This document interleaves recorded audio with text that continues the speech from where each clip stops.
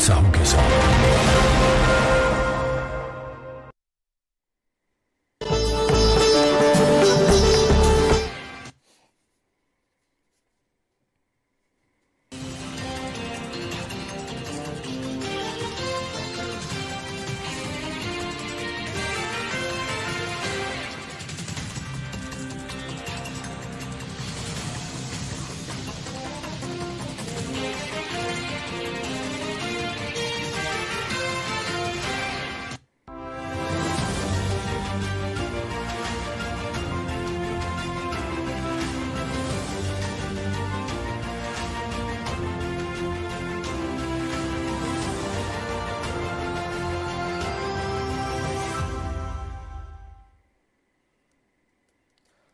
नमस्कार, बहुत स्वागत है आपका डिबेट लाइव बड़ी बहस मध्य प्रदेश में। मैं हूं आपके साथ अमित शर्मा।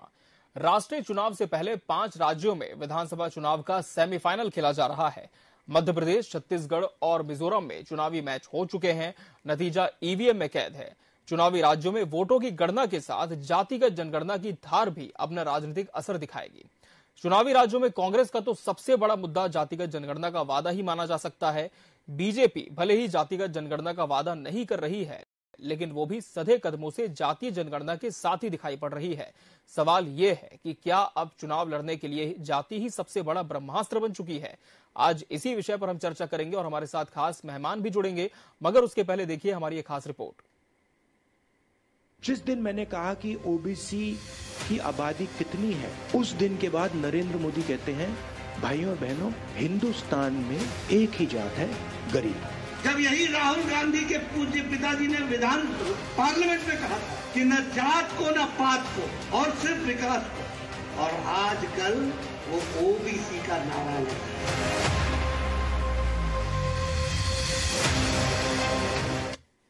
दुनिया आज आर्टिफिशियल इंटेलिजेंस और डीप फेक से चिंतित है, तो भारत की सबसे बड़ी चिंता अभी भी जातिगत राजनीति ही बनी हुई है। चुनावी राज्यों में कांग्रेस द्वारा जातिगत जनगणना का वादा अपने वचन पत्र में किया गया है। मध्य प्रदेश में जाति जनगणना और ओपीएस, ये ऐसे 2 मुद्दे हैं जिस पर बीजेपी कांग्रेस के वादे की तोड़ के लिए कोई सीधा वादा नहीं कर सकी है। इसलिए शायद कांग्रेस इन दोनों मुद्दों से चुनावी राज्यों में बढ़ चढ़कर कर्मचारी और पिछड़ी जातियों को लुभाने की कोशिश में है। राहुल गांधी तो अपनी हर चुनावी सभा में जातिगत जनगणना का मुद्दा उठाने से नहीं चूके हैं। इस मुद्दे को वे सामाजिक क्रांति के रूप में भी रेखांकित कर रहे हैं। पहले यहाँ राजस्थान में आते थे, मध्य प्रदेश में जाते थे, छत्तीसगढ़ में जाते थे, कहते थे मैं ओबीसी हूं,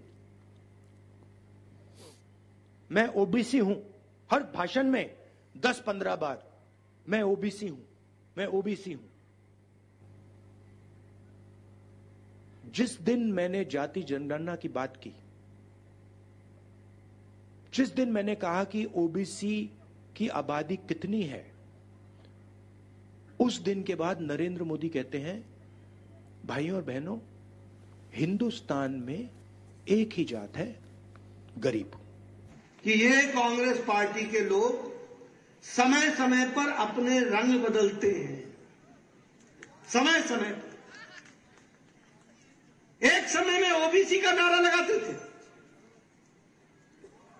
आजकल कह रहे ओबीसी के बारे में।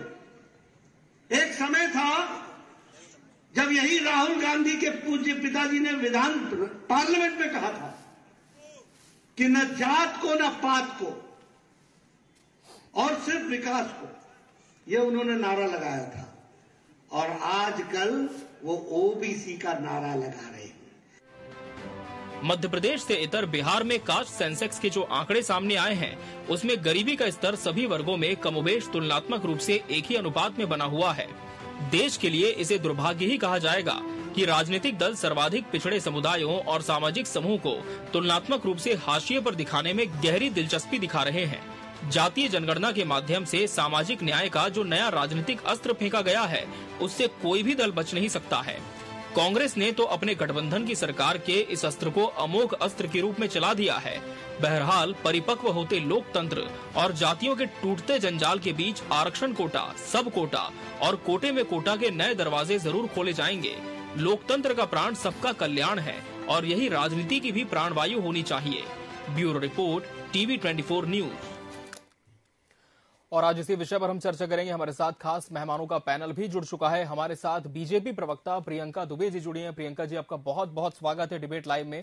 कांग्रेस से डॉक्टर राम पांडे जी इस चर्चा का हिस्सा है। डॉक्टर राम पांडे जी, आपका भी बहुत बहुत स्वागत है। वरिष्ठ पत्रकार शशिकांत त्रिवेदी जी भी हमारे साथ जुड़े हैं। शशिकांत जी, आपका भी बहुत बहुत स्वागत है। चर्चा की शुरुआत डॉक्टर राम पांडे जी आपसे ही करते हैं।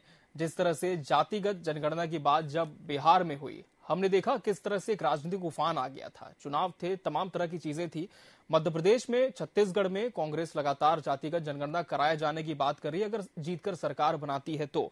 अब सवाल यह है कि ये जो जातिगत जनगणना आपके माध्यम से कराई जाएगी यदि सरकार बनती है, इसका आधार क्या होगा? क्योंकि बीजेपी लगातार ये कह रही है कि जातिगत भेदभाव जैसे मामले बढ़ेंगे और सामाजिक दृष्टि से भी पूरी तरह से सही नहीं है। लेकिन आप क्या मानते हैं? जरूरी मानते हैं जी। देश की आबादी करीब 140 करोड़ है जी। सबको न्याय मिलना चाहिए। और थोड़ा सा टेक्निकल टीम से कहिए, मुझे इको साउंड सुनाई दे रहा है। जी, चेक करवा रहे हैं। तो एक बार डॉक्टर राम पांडे जी का इको चेक कर लें प्लीज। Ji sir. हाँ, कहने की बात है सबको समानता का अधिकार हो, सबको न्याय मिले, सब लोग आगे बढ़ें। अब हम जैसे केवल जनगणना की ही बात नहीं करते, हम हर क्षेत्र में ये कहते हैं कि सब लोगों को मौका मिलना चाहिए। जैसे हम देश के व्यापारियों की ही बात करें तो हम चाहते हैं कि हमारे देश का हर व्यापारी आगे बढ़े। ऐसा नहीं कि देश का केवल एक व्यापारी आगे बढ़े, प्रधानमंत्री केवल एक व्यापारी को लेकर ऑस्ट्रेलिया और श्रीलंका जाएं। हम चाहते हैं कि हमारे देश के हर व्यापारी के साथ न्याय हो। ऐसे ही हम चाहते हैं कि हमारे देश में हर अधिकारी हर वर्ग का हो।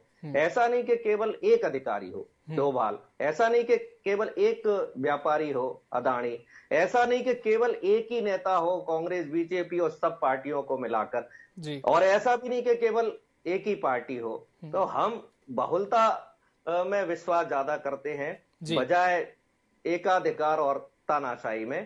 तो सबको मौका मिलना चाहिए आगे बढ़ने का। और अब जैसे प्रधानमंत्री कार्यालय में 90 अधिकारी कार्य करते हैं, तो 90 में से 3 ओबीसी और 3 SC ST, केवल 6।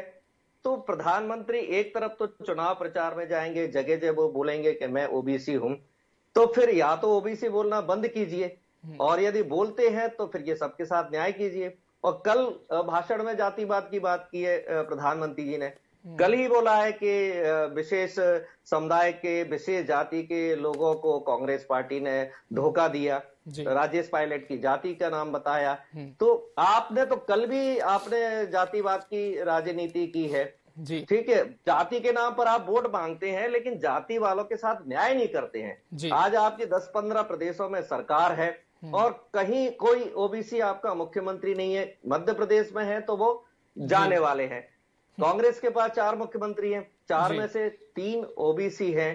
तो सीधा सा मतलब है सबको आगे बढ़ने का मौका मिलना चाहिए। ऐसा नहीं कि कुछ लोग बहुत अमीर हो जाएं और बाकी देश के सारे लोग गरीब हो जाएं, जिस तरह से अभी भारतीय जनता पार्टी की नीति चल रही है। चलिए, तो जवाब मैं पहले इस बात का लूंगा। प्रियंका जी, कांग्रेस कह रही है कि आप जाति के नाम पर वोट तो मांगते हैं लेकिन उन जातियों का उत्थान नहीं करते हैं। क्या आप नहीं मानते कि जातिगत जनगणना होनी चाहिए? बीजेपी का क्या स्टैंड है? क्या साथ है इस स्टैंड में या फिर इसकी खिलाफत करते हैं? प्रियंका जी। भारतीय जनता पार्टी का मोटिव ही सबका साथ, सबका विकास, सबका प्रयास और सबका विश्वास है। जी। सर्वजन हिताय और सर्वजन सुखाय। जी। तो अगर लोग जो बात कर रहे हैं आज जातिगत जनगणना की, तो जातिगत जनगणना के लिए कभी भारतीय जनता पार्टी ने मना नहीं किया है। जी। लेकिन जिस तरह से सामने जो विपक्ष पे कांग्रेस पार्टी के सदैव कथनी करने में अंतर रहा है, इसके ऊपर श्री राम भाई साहब ने कुछ कहा नहीं। तो बड़ा ही अटपटा लगता है कि जो लोग इतनी पुरजोर तरीके से जिस चीज की वकालत कर रहे हैं उस पर तथ्यात्मक बात करते तो ज्यादा अच्छा होता। लेकिन क्या है कि लोगों को शायद अपना खुद का आईना देखना अच्छा नहीं लगता। 1991 में जब आजाद भारत की जनगणना हुई थी, ठीक है, संवैधानिक कमेटी की तरफ से करवाई थी 1952 में। अगर हम बात करें तो उसके बाद में काला कालेटकर कमीशन जो बना गया, काका कालेटकर कमीशन 1951 में बना, 53 में उसकी रिपोर्ट आई। जिसके बाद 1977 तक सरकार इनके हाथ में थी, परंतु इन्होंने इस विषय पर कोई बात नहीं करी, चुप्पी साधे रहे। ठीक है। इसके बाद में इन्हीं की सरकार रही जब मंडल कमीशन की बात आई 1978 में। ठीक है। उसकी रिपोर्ट 1980 में आई, मंडल कमीशन की रिपोर्ट, जब भी सरकार इन्हीं के हाथों में थी। तब भी माननीय पूर्व प्रधानमंत्री राजीव गांधी जी ने खुद ने संसद के पटल पर ये बात कही थी कि न जात पे न पात पे मोहर लगेगी हाथ पे। 6 दिसंबर 1990 का बयान है उन्हीं का। तब भी इन्हीं के हाथ में सत्ता थी। पिछड़ों का उत्थान उस समय भी इनको याद नहीं आया। इसके बाद में भी पिछड़ा वर्ग आयोग को जब हमने संवैधानिक अधिकार दे दिया, ठीक है, उसके बाद उन्होंने जब इनसे रिपोर्ट मांगी गई कि इस साल में अब इसके बाद में क्या किया जाना है, तो पश्चिम बंगाल में इनकी 71 ओबीसी जातियों को इन्होंने लिस्टेड किया, जिसमें 65 जातियां जो थी वो मुस्लिम समाज से थी। जिसमें इन्होंने आंसर ये किया गया कि मुस्लिम समाज में और इतना ओबीसी क्यों है, तो इन्होंने कहा था कि धर्मांतरण किया गया। इतना ज्यादा कन्वर्जन क्यों किया, जिसकी रिपोर्ट आज तक उस कन्वर्जन की ये लोग रिपोर्ट सबमिट नहीं कर पाए हैं। इसके अलावा पश्चिम बंगाल में 170 जातियों में से 117 मुस्लिम समाज में से ओबीसी। तो ये लोग एक वर्ग विशेष को पोषित करने के लिए अगर ये बात करते हैं कि सभी का उत्थान करना है, सभी का विकास करना है, और ये बिहार का बार बार एग्जाम्पल देते हैं कि बिहार में हो गई थी, तो उसके भी तथ्य इनको पूरे रिकॉर्ड के साथ बात करनी चाहिए, क्योंकि आप किसी एक वर्ग विशेष को ही लाभान्वित करने के लिए बाकी जो वर्ग है उनके साथ उपेक्षापूर्ण व्यवहार नहीं कर सकते। फिर सर्वजन हिताय और सर्वजन सुखाय की बात कहाँ से आती है, जब इतना लंबा ड्यूरेशन रहा। खुद इनके पूर्व जो अगर बात करते हैं, राहुल जी की बात करते, तो उनके जो पिताजी ने कहा था, उन्हीं ने ये कहा था कि संसद पटल पे कि कोई जाति पात नहीं होगी, विकास के ऊपर बात होगी, और आर्थिक आरक्षण या इन सब चीजों को ध्यान में रखते हुए जातिगत जनगणना को उन्होंने दरकिनार किया था।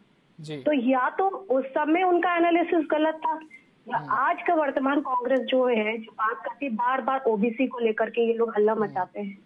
तो हमारे जो सीताराम केसी जी थे पूर्व, अगर इनके अध्यक्ष, राष्ट्रीय अध्यक्ष जो रहे, उनके साथ इन्होंने किस प्रकार का व्यवहार किया है, या अगर हम कहे कि जो उनकी अंतिम यात्रा को लेकर के इन्होंने जिस तरीके से उनका अपमान किया, उनके जो त्याग का भी कांग्रेस ने अपमान किया, ओबीसी समाज से ही आते थे। ठीक है, तो उस पर भी ये लोग कुछ बोलना नहीं चाहते। चलिए, इस पर मैं जरूर जवाब दूंगा डॉक्टर राम पांडे जी से। फिलहाल रुक लेंगे शशिकांत त्रिवेदी जी का। सर, आपसे समझना चाहेंगे कि 1951 का जिस तरह से प्रियंका जी ने जिक्र किया, उस समय जातिगत आंकड़ों का संग्रह बंद करने का निर्णय लिया गया था, क्योंकि इसे विभाजनकारी दृष्टिकोण से बचाने वाला माना गया था। लेकिन वर्तमान परिप्रेक्ष्य में आप क्या मानते हैं, यदि जातिगत जनगणना होती है तो क्या किसी तरह की जो सामाजिक समरसता है उसमें किसी तरह का खतरा है, या फिर आप मानते हैं कि वर्ग विशेष के लिए जरूरी है कि इसे कराया जाए? आप मुझसे पूछ रहे हैं? जी सर, आप ही से सवाल है। जी नहीं, आपकी क्या आवाज बहुत ब्रेक हो रही, बहुत ज्यादा। जी शशिकांत जी, जिस तरह से मैं थोड़ा 1951 में जातिगत आंकड़ों का संग्रह बंद करने का निर्णय लिया गया था।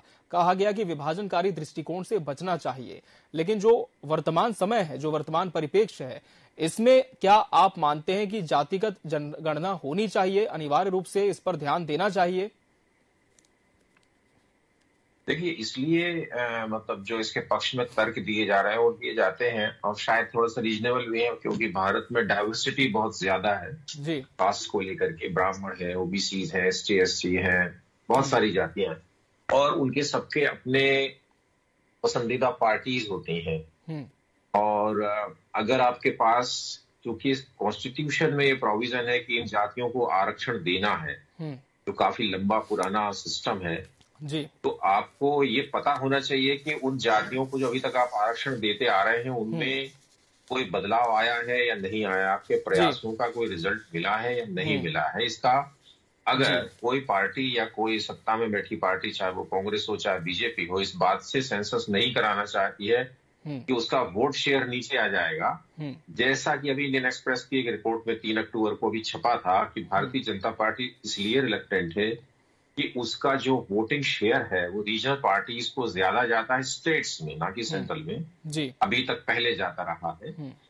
बाद में लेकिन वो भारतीय जनता पार्टी को ओबीसी का जो वोटिंग शेयर है वो बहुत बढ़ गया है, may be 42% something. Of and आपको मैं डेटा भी दूंगा तो अच्छा भी नहीं लगेगा जी जी। लेकिन वो कहीं खो ना जाए कि क्लियर पिक्चर जब सामने आ जाएगी कि वोट कौन दे रहा है। एक फियर ये है, ये हुआ केवल बीजेपी की जो प्रश्न आपका मूल है कि वो क्यों नहीं कराना चाहते हैं और क्यों होना चाहिए। कांग्रेस क्यों कराना चाहती है जी, क्योंकि कांग्रेस को भी ये पिक्चर चाहिए है कि उसका वोटिंग शेयर किस जाति में गिरा है जी। तो ये तो वही राजनीति की बात है, लेकिन कॉन्स्टिट्यूशनल प्रोविजन को यदि हम देखें, मतलब निरपेक्ष भाव से तटस्थ होकर के देखें, वर्ड्स आई व्यू लें जी, तो चूंकि आपके यहाँ जातिगत आरक्षण संवैधानिक है और उसे हर पार्टी ने मान्यता दी है, हर पार्टी का अपना अपना मूव है। जैसे अभी बिहार ने कहा कि 50% से बढ़ा के हमको 65% करना है, मध्य प्रदेश में अभी लगा है कि ओबीसी को 27% से और बढ़ाना है आरक्षण। हर राज्य का अपना अपना एक एजेंडा है, हर रीजनल पार्टी का अपना एजेंडा है। तो इसको देखते हुए आपको जातिगत जनगणना कराने में कोई कष्ट नहीं होना चाहिए जी। अभी जो बात हो रही है, भारतीय जनता पार्टी की कह रही कि उन्होंने कभी मना नहीं किया है जी। बात सही है कि मना नहीं किया है, लेकिन ओवरऑल पिक्चर ये है कि रिलेक्टेंसी है, मतलब स्पष्ट रूप से कहा भी नहीं कि कराएंगे कि नहीं, एक क्लियर पिक्चर नहीं है जी। ठीक है डॉक्टर राम पांडे जी, जिस तरह से शशिकांत जी कह रहे हैं कि निश्चित तौर पर बीजेपी की क्लियर पिक्चर भी नहीं है कि बीजेपी सत्ता में आने के बाद इस पर ध्यान देगी या नहीं, लेकिन यदि हम कर्नाटक का उदाहरण देखें, वहां पर जातिगत जनगणना हुई लेकिन आंकड़े सार्वजनिक करने के लिए बीजेपी लगातार सरकार पर दबाव बना रही है और कांग्रेस कहीं ना कहीं पशोपेश की स्थिति में है।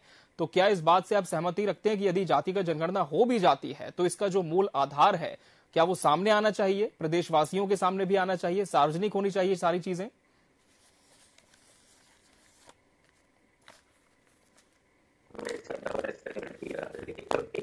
जी अभी जो हम विरोध में नहीं है और केंद्र सरकार ने जी मोदी सरकार ने जी सुप्रीम कोर्ट में कर दिया है कि हम जातिगत जनगणना नहीं चाहते हैं। अब आप एक तो सुप्रीम कोर्ट में लिख कर दे रहे हैं कि हम जातिगत जनगणना नहीं चाहते हैं जी, और दूसरी तरफ आप कहीं माफ कीजिए डॉक्टर राम पांडे जी, आपको रोकना चाहूंगा, आपकी आवाज हम तक स्पष्ट नहीं पहुंच पा रही है, एक बार फिर से चेक करेंगे।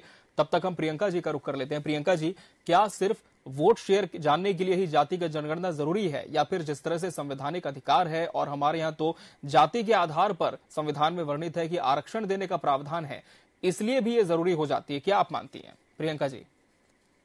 थोड़ी देर पहले हमारे शशिकांत भाई साहब ने एक बहुत मुद्दे वाली बात कही थी जी, कि इसका पहले एनालिसिस होना चाहिए कि जिन्हें बेनिफिट दिए गए हैं जी, एक्चुअल बेनिफिट्स उन तक पहुंचे हैं, जिन्हें जरूरत थी लाभार्थी तक पहुंचे और उससे उनको कितना उत्थान उनका हुआ है जी। सभी समाज का सम्मान हो, सभी समाज का स्थान हो, परंतु सभी समाजों के बीच में घमासान न हो, इस चीज का ध्यान रखते हुए जनगणना होनी चाहिए। और तो और इस बात का पूरी तरीके से वैल्यूएशन भी होना चाहिए कि आज इतने सालों से तो जो हमारा रिजर्वेशन प्रोसीजर चल रहा है उससे रियली कितने लोगों को बेनिफिट हुए हैं और स्पेशली जिनके लिए डिजाइन किए गए थे उन तक वो बेनिफिट पहुंचे भी या नहीं पहुंचे। इन्हें देखते हुए अगर किसी को स्पेशली अगर हम कहते कैटेगराइज किया जाता है तो वो सही है, परंतु सिर्फ इसलिए कि उन्हें कैटेगरी में रखना है सिर्फ उनको आरक्षण दिया ही जाना चाहिए, ये मेरी दृष्टि में तो गलत है। ठीक है डॉक्टर राम पांडे जी, आपकी बात पूरी करें। मैं यही बोल रहा था कि जो बीजेपी की ट्यूबलाइट है वो देर से जलती है, चाहे वो पुरानी पेंशन स्कीम हो या जातिगत जनगणना हो। अब देखिए इन्होंने सुप्रीम कोर्ट में लिख कर दे दिया है केंद्र सरकार ने, मोदी सरकार ने, कि हम जातिगत जनगणना नहीं चाहते हैं। सुप्रीम कोर्ट में स्पष्ट केंद्र सरकार और मोदी सरकार ने लिख कर दिया है। जब आपने वहां लिख कर दे दिया है कि हम जातिगत जनगणना नहीं चाहते हैं, अब उसमें से कुछ लोग कह रहे हैं बीजेपी के कि नहीं हम विरोध में नहीं है, लेकिन ये बीजेपी के नेता क्यों नहीं बोल रहे हैं कि हम जातिगत जनगणना के समर्थन में है? तो जातिगत जनगणना से वैसे भी जनगणना तो होनी है। अब हम जैसे बात करें, अभी महिला आरक्षण बिल लागू हुआ है, तो महिला आरक्षण बिल क्यों लाया गया? क्योंकि महिलाओं को भी आगे बढ़ने का मौका मिलना चाहिए ना जी। वही महिलाओं को बराबरी का मौका नहीं मिला पुरुषों के बराबर, तो जहां आज पुरुष है कहीं ना कहीं महिलाओं को उतने संभावनाएं नहीं मिली हैं। उतने अवसर नहीं मिले हैं, तो जातिगत जो महिलाओं के लिए आरक्षण लाएगा, लेकिन उस आरक्षण में क्या प्रावधान है कि पहले जनगणना होगी, परिसीमन होगा, तो उसके कारण वो हो सकता है 5 साल और 10 साल उसमें लग जाए। तो कहीं ना कहीं महिलाओं को भी बराबरी का मौका मिलना चाहिए। जैसे कांग्रेस सरकार थी तो उसने पंचायत चुनाव में महिलाओं को रिजर्वेशन दिया, नगरीय निकाय चुनाव में महिलाओं को रिजर्वेशन दिया, तो कई महिलाएं मेयर बन गई, पार्षद बन गई, सरपंच बन गई, बहुत तो उनको मौके मिले, आगे आने का उनको अवसर मिला। ऐसे ही हम जातिगत बात करें तो आज भी कई जातियां, ओबीसी में भी कुछ जातियां हैं जो आगे आई हैं। ओबीसी में सैकड़ों जातियां हैं, उसमें से 10-5 जातियां ऐसी हैं जो आगे आई हैं हर क्षेत्र में, लेकिन उसमें सैकड़ों जातियां ऐसी हैं जिन्हें आगे आने का मौका पूरा नहीं मिला है। तो ओवरऑल हम बात करें तो 140 करोड़ देश की जनसंख्या है। अब 140 करोड़ में से कुछ लाख या कुछ करोड़ लोग ही आगे क्यों बढ़े? हमारा सोचना है ये 140 करोड़ लोग आगे बढ़े, 140 करोड़ एम्पावर हो, 140 करोड़ समृद्ध हो, 140 करोड़ अमीर बने, 140 करोड़ लोगों के पास सारी सुविधाएं हो। ऐसा नहीं कि चंद लोगों के हाथ में सत्ता हो, चंद लोग प्रशासनिक अधिकारी हो, चंद लोगों को ही आगे बढ़ने का मौका मिले। तो भारतीय जनता पार्टी जातिगत जनगणना में हाँ जरूर कहेगी, पुरानी पेंशन स्कीम में भी हाँ करेगी, लेकिन कब करती है? जब ये मामला बिगड़ जाता है। जैसे किसान आंदोलन था, 700 किसान मर गए, तब इन्होंने किसान आंदोलन को वापस लिया और किसानों की जो मांगे थी उनको माना। ऐसे ही ये जातिगत जनगणना पर तैयार हो जाएंगे, पुरानी पेंशन स्कीम पर तैयार हो जाएंगे। जैसे कांग्रेस ने 500 का सिलेंडर दिया तो ये भी 500 के सिलेंडर पर तैयार हो जाएंगे। तो वही कहता हूँ कि इनकी ट्यूबलाइट देर से जलती है जब मामला पूरा बिगड़ जाता है। चलिए प्रियंका जी जवाब दीजिए, ट्यूबलाइट देर से जलती है, अगर पहले ही संज्ञान ले लिया जाए तो स्थिति अच्छी होगी, बिगड़ेगी नहीं? जी नहीं, संज्ञान ले लिया होता और कांग्रेस के ट्यूबलाइट इतनी अच्छी चलती है तो सिर्फ 44 सीटों पे क्यों ये लोग आ गए? या तो इनका स्टार्टर ही खराब है। ठीक है, तो ये चीज तो इन लोगों को खुद को एनालिसिस करना चाहिए कि कांग्रेस जो है वो खुद का विभाजन तो आजादी के बाद अभी तक रोक नहीं पाई है, और वो कांग्रेस पार्टी दूरदर्शिता की बात करती है तो थोड़ा हास्यास्पद लगता है जी। तो स्थानीय निकायों के इलेक्शन की बात कर रहे हैं तो 50% रिजर्वेशन जो है वो अलग अलग जातियों में, अन्य निकायों में महिलाओं के लिए भी आरक्षित किया गया है। अगर ये लोग और महिला बिल का ये जैसे बार बार नारी बंधन अधिनियम का ये लोग जो बार बार खुद क्रेडिट लेते हैं, तो इतने साल तक ये लोग क्यों रुके रहे? जब शांता कुमार जी ने इनके खुद लेकर के आए थे इस बिल को तो उसी समय पारित कर देना चाहिए था, तो सभी क्यों नहीं कर पाए? ये लोग इस चीज का जवाब ही नहीं देना चाहते हैं और राम भाई साहब पर भी उससे चर्चा भी नहीं करते हैं जी।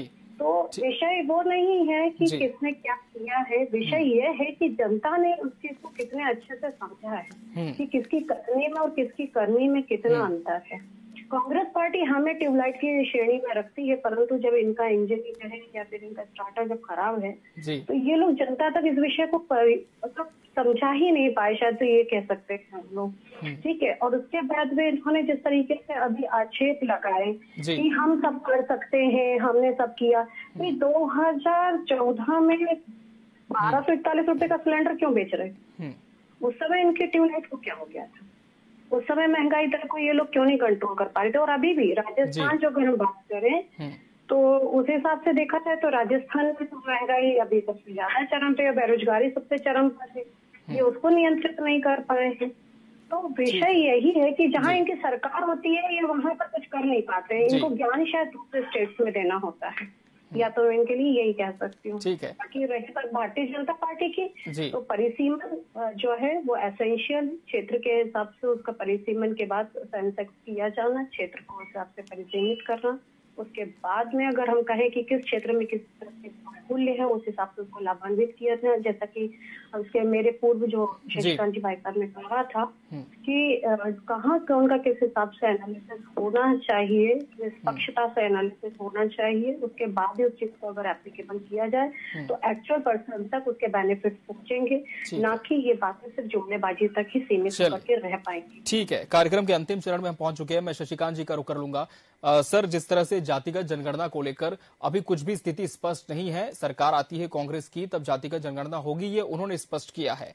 यदि जातिगत जनगणना मध्य प्रदेश में होती है, तब इसके बाद किस तरह की चुनौतियां आप मानते हैं कि शासन प्रशासन के समक्ष आ सकती हैं? देखिए, चुनौतियां तो आपको पॉलिसी डिजाइन करनी पड़ती है उस हिसाब से। देश में आपको कॉन्स्टिट्यूशन के हिसाब से, सिस्टम के हिसाब से भी चलना है और आपके सामने क्लियर पिक्चर है। अभी सर्वे तरह तरह के आए हैं, तो कहीं ये है कि ब्राह्मणों के पास जो है वो नेशनल एवरेज से ज्यादा इनकम ब्राह्मण करते हैं, और जो SC ST और OBC हैं वो नेशनल एवरेज से 20% से लेकर के, मतलब कोई 8% कम कमाता है, कोई 20%। ब्राह्मण लोग ज्यादा कमाते हैं। अभी हम ही लोग यहाँ 3-4 ब्राह्मण बैठे हुए जी। तो क्या है कि ये हमारे समाज में जी, क्योंकि ये बहुत अंदर तक बैठी हुई बात है, और सालों साल हमारी जो इकोनॉमी है वो सोशल इकोनॉमी है। सोशल थॉट कम से कम सोशल है उसका। ये है कि दान करिए, एक दूसरे की मदद करिए। दूसरे देशों में ऐसा नहीं है, वहाँ कैपिटलिस्ट इकोनॉमी है जी। पर भारत का जो सिस्टम है वो धीरे धीरे धीरे धीरे कैपिटल इकोनॉमी तक पहुंच चुका है, और वो फैशनल होता जा रहा है। तो सोच लेकिन हमारी अभी भी समाजवादी है। तो हमारे सामने संकट ये है, ये संकट किसी पार्टी का नहीं है। मतलब वो अगर पार्टी इससे छेड़छाड़ करती है या रिस्क लेती है, तो जाहिर है कि 20-25 सालों में पिछले जो बदलाव आया है, जो पैसा लोगों के पास पहुंचा है, चाहे वो उधार का हो, चाहे कर्ज का हो, चाहे वो नोटबंदी के बाद नोट छपने का पैसा हो या एक्सपोर्ट का हो, कैसा भी हो जी, वो पैसा किनके पास है? जैसे सर्वे तो कह रहा है कि 10% लोगों के पास 70% से ज्यादा पैसा है जी, और बाकी गरीबों के पास बहुत कम पैसा है, जिनकी संख्या ज्यादा है जी। तो ऐसी स्थिति में ये पता चल रहा है कि जो आप पॉलिसीज बनाते हैं, वो पॉलिसीज का इम्पैक्ट कुछ नहीं हो रहा है। वो पॉलिसी बनती है, पैसा कहीं और चला जाता है। मतलब जिनके लिए है उनको वो नहीं मिल रहा है। तो जाहिर है जो आपका प्रश्न है कि अगर मान लीजिए आपके सामने सारा डाटा आता है कि इतने OBC हैं, इतने ब्राह्मण है, इतने क्षत्रिय, इतने SC है, इतने ST है, और जो मनी ट्रिकल डाउन इकोनॉमी है वो ऐसे गई है, बिल्कुल तो आपको बहुत सारे इंप्रूवमेंट, डॉट्स एंड क्रॉस करने पड़ेंगे, बहुत सारी एक्सरसाइज करनी पड़ेगी। और फिर आखिरी में मैं बात करूंगा कि पॉलिटिकल पार्टीज को पता चलेगा कि उनको वोटिंग शेयर कितना घटता है, कितना बढ़ता है। अभी बहुत प्रीमेच्योर है ये कहना किसी को नुकसान होगा या फायदा होगा, लेकिन चौंकाने वाले रिजल्ट आएंगे। पॉलिसीज आपको रीडिजाइन करनी पड़ेंगी, बहुत सारा पैसा आपको हो सकता है विड्रॉ करना पड़े, बहुत सारा रीअप्रोप्रिएट करना पड़े। I mean it's a very cumbersome exercise you will have to do. बिल्कुल, तो दूरगामी जो परिणाम है उस पर भी जरूर एक बार चिंतन हमें करना चाहिए। बहरहाल समय हमारे पास इतना ही था इस पूरी चर्चा के लिए। आप सभी मेहमानों का बहुत बहुत शुक्रिया हमसे इस डिबेट में जुड़ने के लिए, और इसका हिस्सा बनने के लिए आपका बहुत धन्यवाद। इसी के साथ बड़ी बहस डिबेट लाइव मध्य प्रदेश में आज के लिए फिलहाल इतना ही। मुझे दीजिए इजाजत, नमस्कार।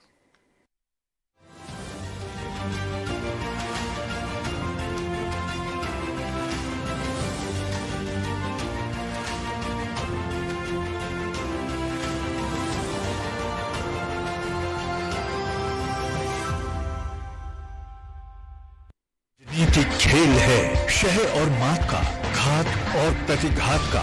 राजनीति के खेल में कौन है राजा, कौन है प्यादा, कहां टूटी है